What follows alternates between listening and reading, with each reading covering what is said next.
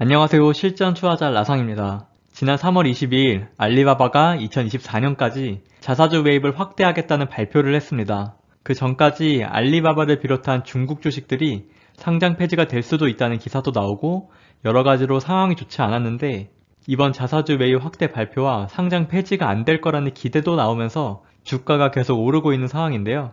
이번 영상에서는 자사주 매입의 수준을 한번 보고 알리바바를 꾸준히 가져가고 있는 찰리 먼거의 상황도 한번 보려고 합니다.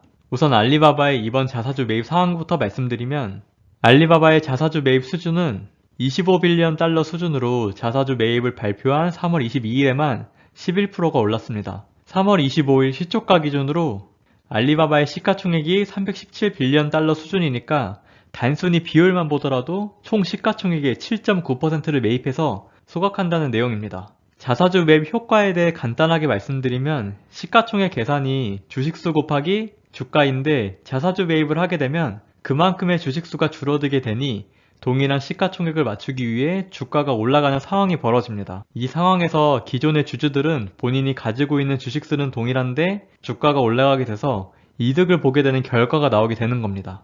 계속해서 알리바바의 자사주 매입 수준에 대해 말씀드리면 이번 자사주 매입 프로그램은 현 시점부터 2024년 3월까지 대략 2년간 실행하는 것이고 그 전까지도 알리바바는 꾸준히 자사주 매입을 하는 기업이었는데 2020년 말 이후 이번이 세 번째 자사주 매입입니다. 2020년 이후 있었던 세 번의 자사주 매입을 보면 첫 번째는 2020년에 있었던 자사주 매입으로 기존의 6빌리언 달러에서 10빌리언 달러로 증가시켜 발표를 했고 그 당시에는 자사주 매입 발표 이후 주가가 급등한 것을 알 수 있습니다. 두 번째는 2021년에 발표한 내용으로 10빌리언 달러에서 15빌리언 달러로 증가시켜 발표를 했지만 그 당시에는 큰 효과가 없어서 계속해서 주가가 빠진 상황이었고 이번 세 번째는 그래도 시장이 어느 정도 회복을 하는 시점에서 자사주 매입 발표를 해서 그 효과를 받으면서 오르고 있는 상황입니다. 이번 자사주 매입까지 한 번은 주가가 오르고 한 번은 주가가 내렸던 상황이라 효과가 지속될 거라고 속단할 수는 없지만 그래도 이번에는 주가가 그동안 워낙에 안 좋았고 지금은 시장 상황이 조금씩 회복되는 단계라 이번에는 자사주 매입 효과가 나오지 않을까 생각합니다. 이번 알리바바의 자사주 매입 내용에 대해 조금 더 자세히 보면 우선 알리바바가 쌓아둔 현금 및 현금성 자산이 46빌리언 달러가 되는데 그 많은 금액을 추가 자사주 매입에 기대해봐도 되지 않느냐는 말이 있고 중국 정부 규제 때문에 지금 1년 넘게 주가가 계속 떨어지고 있는 상황인데 비즈니스 확장이 눈치가 보이는 이 상황에서 이제는 자사주 매입을 더 적극적으로 해서 주가를 끌어올려야 하는 게 아니냐는 의견이 많습니다. 그 다음은 미국 기업들 중 자사주 매입을 적극적으로 하는 애플, 메타플랫폼, 알파벳, 뱅크 오브 아메리카, 그리고 오라클의 자사주 매입을 하는 수준과 알리바바의 자사주 매입 수준을 비교해보면 알리바바의 자사주 매입 수준이 결코 적지는 않은 것 같습니다. 지난 21년 3분기 이후 자사주 매입을 발표한 내용인데요. 애플이 20.4빌리언 달러, 메타 플랫폼이 15빌리언 달러, 알파벳이 12.6빌리언 달러, 뱅크 오브 아메리카가 9.9빌리언 달러, 오라클이 8.8빌리언 달러어치의 자사주 매입을 발표했는데 알리바바의 이번 25빌리언 달러의 자사주 매입은 결코 적은 수준은 아닌 것 같습니다.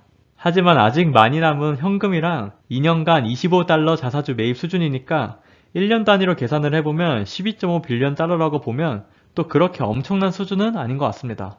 딱 빅테크 정도의 수준의 자사주 매입이라고 보는 게 맞을 것 같습니다. 그 다음은 21년 4분기까지 거래 완료된 찰리 먼거의 포트폴리오를 한번 보려고 합니다. 찰리 먼거는 지금 계속해서 알리바바가 떨어질 때마다 줍줍하고 있는 상황인데요. 우선 찰리 먼거의 데일리 저널은 총 5개 기업을 보유 중인데 비중이 많은 순으로 뱅크 오브 아메리카, 웰스파고, 알리바바, US 뱅코프, 그리고 우리나라의 포스코 홀딩스입니다. 2018년도 19년도까지는 웰스파고의 비중이 가장 높았는데 점점 종목 교체를 하면서 현재는 뱅크 오브 아메리카의 비중이 가장 높고 종목 수가 5개밖에 안 되는 집중 투자를 하고 있는데 굉장히 많은 기업에 분산해서 투자를 하는 워렌 버핏의 스타일과 상이합니다. 그리고 섹터를 보면 찰리 먼거는 예전부터 파이낸셜인 금융 섹터를 많이 가져가고 있는데 아직도 60% 이상은 금융 섹터에 투자 중이고 조금 특별한 건 알리바바와 포스코 홀딩스인데 알리바바는 계속해서 떨어질 때마다 추가 매수를 하고 있고 포스코 홀딩스는 매수한 그 상태에서 한번 크게 손절을 하고 9,745주는 계속 가져가고 있는 상황입니다. 이번에 자사주 매입을 한 알리바바를 조금 더 중점적으로 보면 알리바바는 전체 포트폴리오의 27.65%로 세 번째 비중을 차지하고 있는 상황이고 그 다음 매수 단가를 한번 보면 알리바바의 추정 매수 단가는 155.07달러로 22년 3월 25일 시초가가 115달러 수준이니까 마이너스 25% 정도 물린 상황입니다. 찰리 먼거는 이 상황을 타개하고 싶은 건지 지난 21년 4분기에는 알리바바만 30만 주를 추가 매수하면서 비중을 99%나 늘린 상황입니다. 결론적으로 아직까지는 찰리 먼거의 인사이트가 적중했다고는 할 수 없지만 알리바바가 떨어질 때마다 추가 매수를 했던 찰리 먼거의 성향을 보면 이번 22년 1분기에도 아마도 추가 매수를 하지 않았나 생각이 듭니다. 아직 1분기가 끝나지 않아서 13F가 공개되지 않았는데 다음 분기에 발표된 13F를 보면 찰리 먼거가 과연 평단가를 더 떨어뜨려서 알리바바의 자사주 매입 효과를 얻고 있을지는 한번 봐야 할 것 같습니다. 찰리 먼거의 데일리 저널 13F가 다시 나오면 다시 한번 영상을 찍어보도록 하겠습니다. 이번 알리바바 관련 영상도 시청해주셔서 감사하고 다음에 더 좋은 영상으로 찾아뵙겠습니다.